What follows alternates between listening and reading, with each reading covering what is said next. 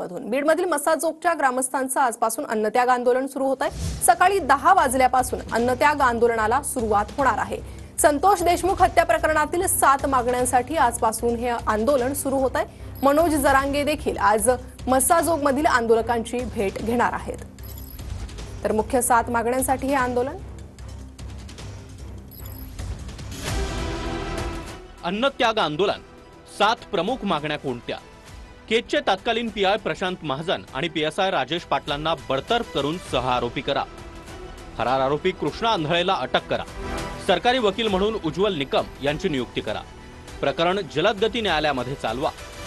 Vashi police स्टेशनचे PSI Ghule, constable Dilip गीते, गोरख आणि दत्ता बिक्कट, हेड कॉन्स्टेबल यांचे सीडीआर तपासून त्यांना 6 आरोपी करा। आरोपींना फरार करण्यास मदत करणारे संभाजी वायबसे दाम्पत्य, बालाजी तांदळे, संजय केदार, सारंग आंधळे यांची चौकशी करून त्यांना तात्काळ 6 आरोपी करा।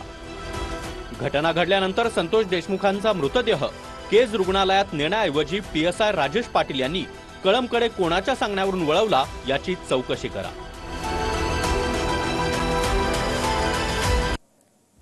आणि याच आंदोलनासंदर्भात आपल्याला अधिक अपडेट देत आहेत आमचे प्रतिनिधी ज्ञानेश्वर लोंढे। ज्ञानेश्वर, मसाजोग ग्रामस्थ आक्रमक झालेले आहे। आज हे आंदोलन, काय अधिक अपडेट?